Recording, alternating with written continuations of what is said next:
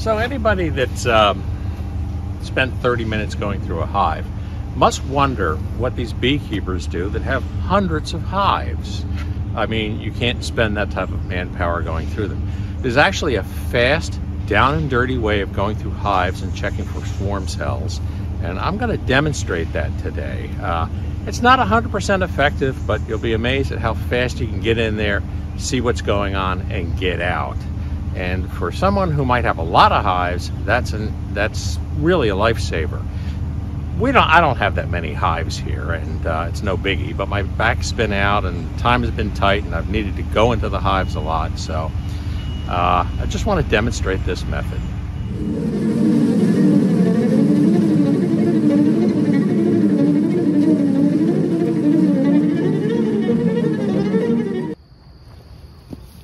I've been fairly hands-off on our packages up until now.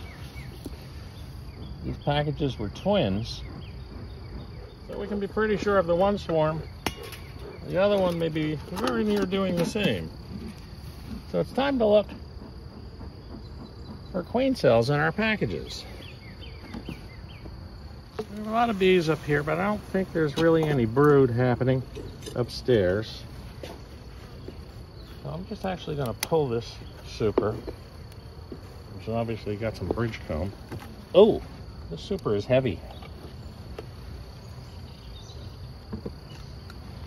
We're going to go right down here. There wasn't any bridge comb. That was all weight. So, you know, first thing I'm going to do is I'm going to tilt this guy forward. I can't get the camera around there, but the bottom of the hive is generally where you find swarm cells.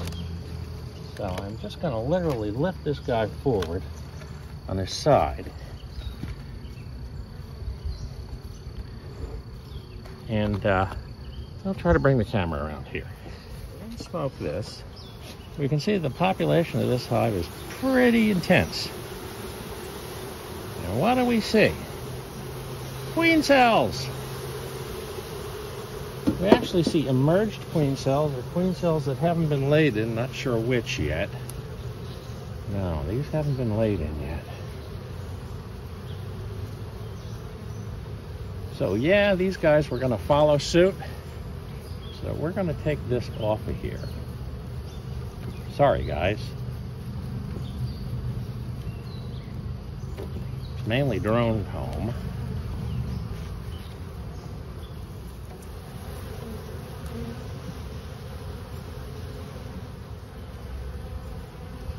Just coming in through the bottom sometimes is more effective.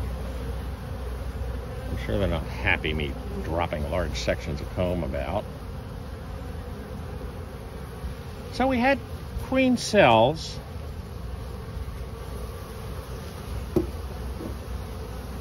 But they weren't laid in. When the cells are formed at the bottom like this, they're known as swarm cells. When they're formed up in the combs, they're normally considered superseed cells. But we'll check for those as well. So I wanted to check the bottom board first. That's the most traumatic. Move to a more normalized inspection. And we'll take the frame out on the end, which hopefully isn't drawn out that much. Amazing how that smoke always finds me. There's a science behind that that explains why. It has to do with blocking the up vent, but whatever. Nice worker brood.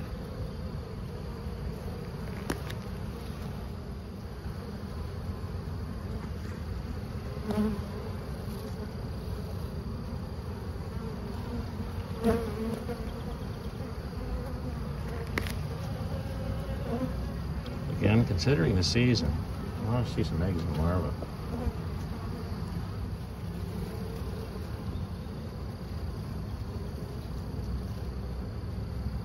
Or a queen. Seeing a queen is nice.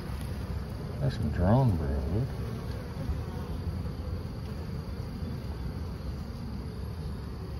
Seeing some uncapped larva, but I'm not sure how old it is. Oh yeah, larva, larva, larva. Good. No superseed cells on the sides, which is also a good thing.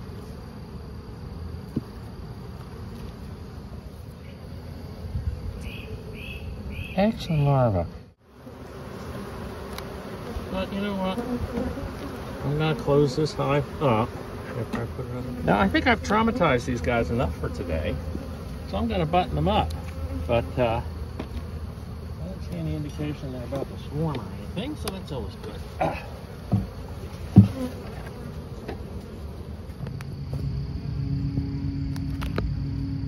This is the package we believe swarmed. And we're going to do the same type of inspection to them as we did with our other package. I'm going to go right to the bottom pretty much and flip it up and see what's in there. But to me, the population of these guys is suspiciously low. Normally means there was a swarm, but you never can be sure. Bees are bees, and every time you think you know what they're doing, they do something different. The super is a lot lighter than the other one, but there's still a few pounds of honey in it for sure.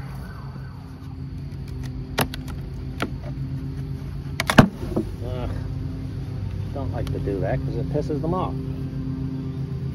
This is just a smaller hive.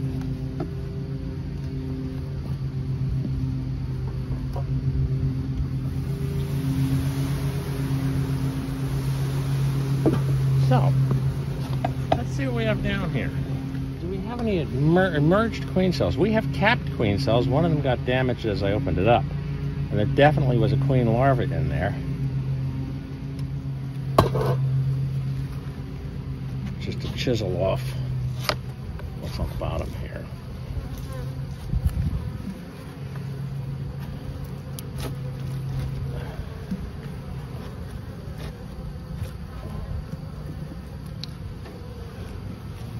And with that removed, we'll go about a regular inspection.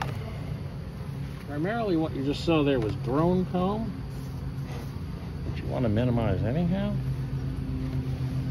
Okay, so we'll pull out our end frame, which is of course cross-combed in there by honeycomb.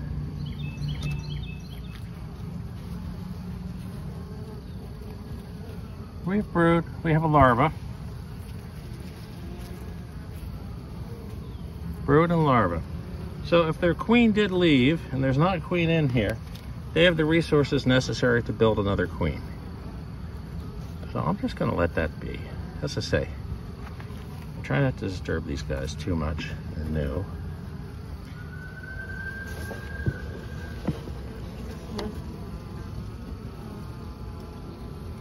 So the end result is, it's a very good chance that one of these hives, one of these packages, the ones that looks a little smaller, did swarm. But I'm really not convinced. It could just be that this hive developed at a slower rate. So next week, we're going to go through the other hives and see what we can find as far as which one of these guys might have been the one hanging in the tree.